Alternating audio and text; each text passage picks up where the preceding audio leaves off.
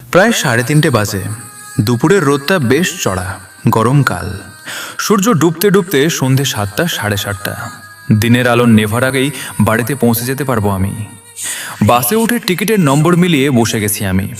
আবার একবার ফোন করলাম দেশের বাড়িতে। কে জানে দাদু এখন কেমন আছে, কোনো আওয়াজ পেলাম না। আবার নির্ঘাত নেটওয়ার্ক চলে গেছে ওখানে। কে জানে দাদু কেমন আছে। হঠাৎ মনে পড়ে গেল শেষবারে ফোনে দাদুর বলা কথাগুলো। ফোনটা রাখার আগে দাদু এমনভাবে ফিস করে বলেছিল যাতে কেউ না শুনতে পায়। দাদু বলেছিল, গোপাল, মনে আছে তো, জ্যৈষ্ঠ মাস চলে এসেছে। আবার সেই 25শে জ্যৈষ্ঠ, আবার একটা রবিবার। ধুর দাদু, তোমার যত সব কুসংস্কার, কিছু হবে না। জানি কিছুই হবে না, তবুও মনটা কুগাইছে। এই দিনেই তো। তারপর ফোন কেটে গিয়েছিল হঠাৎ করেই। চলন্ত বাসে বসে সেই কথাগুলো আবার মনে চলে এলো। একটা ভয়ের চোরা স্রোত বয়ে গেল শিরদাঁড়া দিয়ে। সারা শরীর শিউরে ওঠে আমার। আজ তো রবিবার আর জ্যৈষ্ঠ মাস, কিন্তু তারিখ আজও কি 25শে জ্যৈষ্ঠ? সামনে এক ভদ্রমহিলা বসেছিলেন। ওনার মাথার চুল হয়তো কোনোভাবে খুলে গিয়েছিল, আর হাওয়াতে খোলা জানলা দিয়ে ভেসে এসে সেই চুলগুলো আমার মুখের ওপরে এসে পড়ে হঠাৎ করেই। আমি ভীষণ রেগে মুখের ওপর থেকে সেই চুলের গোছা সরিয়ে চেঁচিয়ে উঠেছিলাম জোরে, নিজের জিনিস নিজের কাছে সামলে রাখুন। নাক সুরসুর করে ওঠার, হেঁচে উঠি। একটা ভীষণ চেনা গন্ধ ধাক্কা মারে আমার নাকে। এ তো সেই গন্ধ, সেই অনেকদিন আগের এক দুপুরে মাথার চুল থেকে। তখনই সামনের ভদ্রমহিলা উঠে দাঁড়িয়ে আমার দিকে ঘুরে তাকিয়ে নিজের মাথার চুলটাকে খোপা করে বেঁধে হঠাৎ রহস্যজনকভাবে হেসে ফিসফিস করে বলে ওঠেন, আজ 25শে জ্যৈষ্ঠ, আজ রবিবার। বলেই বসে পড়লেন ভদ্রমহিলা। আমি অবাক হয়ে দাঁড়িয়ে তাকালাম সামনের দিকে। জিজ্ঞেস করলাম, এই যে কি বললেন আপনি? পাশে এক ভদ্রলোক বসেছিলেন।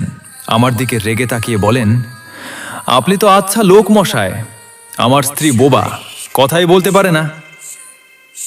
কিন্তু উনি যে। কন্ডাক্টরকে ডাকবো, বাস থেকে নামিয়ে দেব, আপদ কোথাকার। বসে পড়লাম আমি চুপ করে। এসব কি হচ্ছে? তাহলে কি আমার যাওয়াটা ঠিক হচ্ছে না? তখনই হঠাৎ করে পকেটে রাখা মোবাইলটা ঝনঝন করে বেজে ওঠে। ফোনটা কানে লাগাতেই, কত দূরে আপনি? আপনার দাদুর কিন্তু খুব খারাপ অবস্থা। আমি বাসে আছি, দাদুকে আপনি যেমন করে হোক। যা, কথা শেষ হওয়ার আগেই ফোন কেটে গেল। আর কোনো দিকে না তাকিয়ে আমি দু চোখ বন্ধ করলাম। আরও মিনিট 40 বাকি আমার নামতে। চোখের সামনে ভেসে ওঠে 5 বছর আগের ঘটনা। সেটাও ছিল রবিবার, আর সেটাও ছিল 25শে জ্যৈষ্ঠ। আমার মাস 4 প্রেগনেন্ট বউটা দেশের বাড়িতে ছিল সেই সময়। শহরে আমি কি করে ওর দেখাশোনা করব?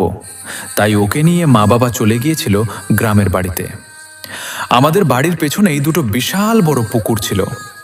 একটি পুকুরে জলে নেমে স্নান করা যেত। জল ছিল একদম পরিষ্কার, আর ছিল ভীষণ ঠান্ডা জল। গরমে ওই পুকুরে কত দাপাদাপি করে বেড়াতাম একটা সময়। আর একটা পুকুরে পদ্ম ফুল ফুটত, সুন্দর গোলাপি রঙের পদ্ম ফুল। পদ্ম গাছের গোড়ায় গোখরো সাপ থাকতো, তাই ওখানে কেউ নামতো না। বর্ষার সময়ে পুকুর দুটো জলে উপছে পড়তো। ওদের উপছে পড়া জলের ওপরে আবার যখন বৃষ্টির বড় বড় ফোঁটা এসে পড়তো, সেটা ছোটবেলায় উপরের জান্নালার কাঠের পাল্লা খুলে দিয়ে দেখতাম আমি। খুব ভয় করত, আবার একটা অদ্ভুত ভালো লাগাতে ভরে উঠত মন। সাথে ভেসে আসতো মাটির সোদা গন্ধ। ওই পদ্মভর্তি পুকুরে পাওয়া গিয়েছিল আমার বউটাকে। রাতে ও বাইরে বেরিয়েছিল প্রকৃতির ডাকে সাড়া দিতে। একা একাই বেরিয়ে গিয়েছিল। পরের দিন সকালে পাওয়া গিয়েছিল ওকে। পদ্ম গাছ জড়িয়ে গিয়েছিল ওর পায়ে, চোখ দুটো ঠিকরে বেরিয়ে এসেছিল। সবাই বলেছিল যে গোখরোর বিষে ও মরেছে, কিন্তু আমি দেখেছিলাম ওর পায়ে হাতের আঙুলের দাগ। দাদুও দেখেছিল। আমি আর দাদু দুজনেই দুজনের দিকে হাঁ করে তাকিয়েছিলাম তখন। ওই সময় যে কটা দিন আমি ওখানে ছিলাম তখন প্রতিদিন রাতে আমার বউ, কালো কুচকুচে জলে ভর্তি গভীর পুকুর। ওই সময় যে কটা দিন আমি ওখানে ছিলাম তখন প্রতিদিন রাতে আমার বউ, কালো কুচকুচে জলে ভর্তি গভীর পুকুর, পুকুরের মধ্যে থেকে উঠে আসা হাত, ওরা হানা দিত আমাকে আমার স্বপ্নে বা আমার দুঃস্বপ্নে। তবে কেউ আমরা কখনো বুঝতে পারিনি আমার বউ সেদিন কেন বা কিভাবে গিয়েছিল ওই পুকুরে। ওই পুকুরে তো নামা বারণ ছিল সবার। ওই ঘটনার 2 বছর পরে আবার একই ঘটনার পুনরাবৃত্তি। এবার একই সাথে চলে যায় মা আর বাবা। দেশের বাড়িতে যেখানে রান্না হতো সেখানে উনুনে রান্না হতো, মাটির তৈরি উনুন, তার মধ্যে ঘুঁটে আর কাঠ, গাছপালার শুকনো ডালপালা দিয়ে আগুন জ্বালিয়ে রান্না করতো মা। আগে তো বউটাও মাকে সাহায্য করত, সে চলে যাওয়ার পরে মা করতো ওই কাজটা। গ্রামের ঘড়ি পাড়া থেকে এক বৌদি এসে মাকে সাহায্য করত। দিনের বেলাতেই মা রান্না সেরে রাখত 2 বেলার। দিনের বেলার খাবার নিচে রেখে দিয়ে রাতের খাবার শিকেতে ঝুলিয়ে রেখে দিত। সেই রবিবার ওই 25শে জ্যৈষ্ঠে ওই বৌদি আসেনি, বাপের বাড়িতে গিয়েছিল। মা তাই 2 বেলার রান্না একসাথে করতে পারেনি। রাতে রান্নাঘরে তখন রান্না করছিল মা। দিনের বেলায় ভেজে রাখা মাছের টুকরোগুলো শিকেতে একটা বাটিতে ঝুলিয়ে রাখা ছিল। মা সেটাকে নামাতে পারছিল না। বাবাকে ডেকেছিল নামিয়ে দেওয়ার জন্য। হঠাৎ কোনোভাবে আগুন লেগে যায় মায়ের শাড়িতে। উনুন থেকে কোনো শুকনো জ্বলন্ত ডাল হয়তো এসে পড়েছিল মায়ের শাড়ির উপরে। বাবা বাঁচাতে ছুটে যায় মাকে। দুজনেই আগুনে পুড়ে শেষ হয়ে যায়। আমি এসেছিলাম পরের দিন ভোরেই। ওদের গলে পুড়ে যাওয়া দেহ বাইরে রাখা ছিল। কোনো কিছু বোঝার মতো ছিল না, সব কিছুই ঝলসে গিয়েছিল আগুনে। মায়ের আর বাবার দুজনের মাথাটাই অদ্ভুতভাবে বেঁকে গিয়েছিল, যেন জোর করে কেউ ওদের ঘাড় থেকে মাথা আলাদা করতে চেয়েছিল, কিন্তু পারেনি। আমি স্পষ্ট দেখেছিলাম ওদের দুজনের গলার উপরে কয়েকটা আঙুলের দাগ।